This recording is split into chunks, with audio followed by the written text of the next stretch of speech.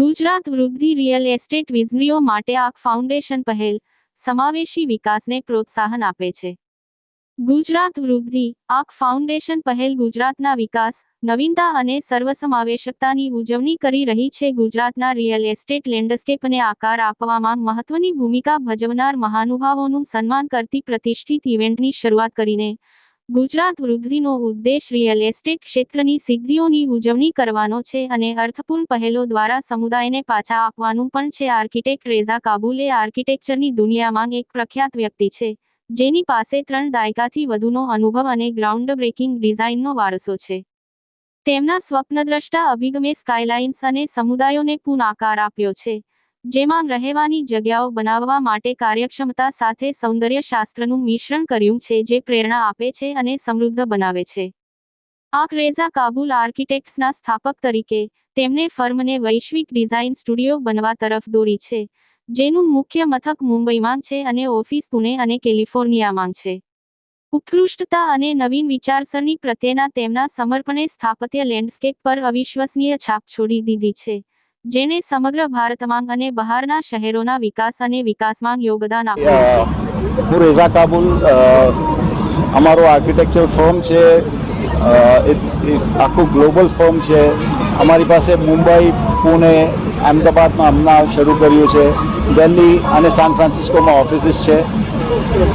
અમારો આજનો ઇનિશિયેટિવ છે ગુજરાતનું વૃદ્ધિ, અને ગુજરાત બહુ ફોરવર્ડ સ્ટેટ છે, બહુ ગ્રો થઈ રહ્યો છે. એની સાથે અમે પણ ગ્રો થવા માંગીએ છીએ. અમે ગુજરાતને સપોર્ટ કરવા માંગીએ છીએ. ગુજરાત એક જ સ્ટેટ છે જેમાં ઇન્ફ્રાસ્ટ્રક્ચર પહેલાં બનાવે છે અને પછી બિલ્ડિંગ્સ બને છે. બાકી બધા સ્ટેટોમાં ઇન્ફ્રાસ્ટ્રક્ચર પછી આવે છે અને બિલ્ડિંગ્સ પહેલાં બને છે.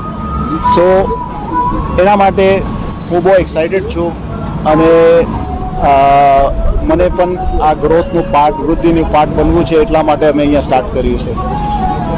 અમે બીજું એક ફાઉન્ડેશન અહીંયા લોન્ચ કરી રહ્યા છે આજે, ફાઉન્ડેશન ફોર ARK ફાઉન્ડેશન, જે અમારું ઇનિશિયેટિવ છે.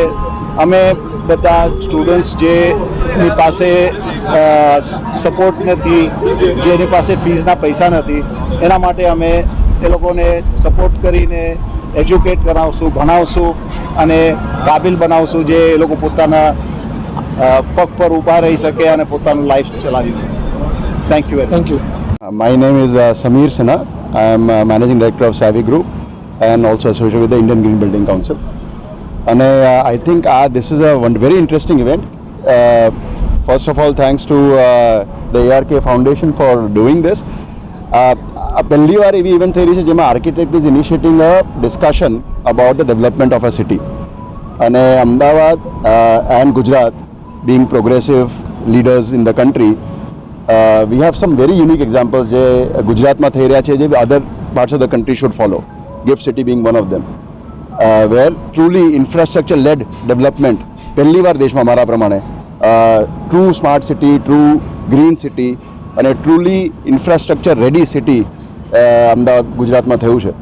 અને that is the kind of development that we should follow everywhere in the country. And the idea today is to discuss how we did it, what was the success story behind it, and how can we take this forward. मेरा नाम लवलीन गर्ग है, मैं vice president हूँ gift city में. Sir, gift city के साथ developing ज़्यादा बढ़ रहा है, तो ये कार्यक्रम में डेवलपिंग बढ़े, इसके लिए आप क्या देख रहे हो और क्या हो? देखिए, जैसे हम लोगों के शहर बढ़ रहे हैं, हमको ज़रूरत है एक बहुत बढ़िया फ्यूचरिस्टिक शहर बनाने के लिए. तो उसका एक रोल मॉडल है स्मार्ट सिटी में. तो हम लोग बढ़िया सिटी बनाना चाहते हैं, तो हमको बढ़िया आर्किटेक्ट, बढ़िया इंजीनियर्स चाहिए होंगे. तो रेज़ा साहब जो बॉम्बे बेस्ड हैं, हाई लेवल उनको हाई बिल्डिंग्स बनाने का एक्सपीरियंस है. उन लोगों ने अहमदाबाद में आया, अपना ऑफिस खोला है, और वो गिफ्ट सिटी में 2 इंटरनेशनल नेशनल लेवल के कंपटीशन जीतने के बाद 2 बिल्डिंग्स कर रहे हैं. क्योंकि गिफ्ट सिटी के अंदर स्काईलाइन जो हमारा एक प्राउड है गिफ्ट सिटी इंडिया के लिए, जो हम लोगों को बताएगा फ्यूचर के शहर कैसे होने वाले हैं. तो उसमें ये बहुत बढ़िया योगदान दे रहे हैं, बहुत सपोर्टिव काम कर रहे हैं. इसके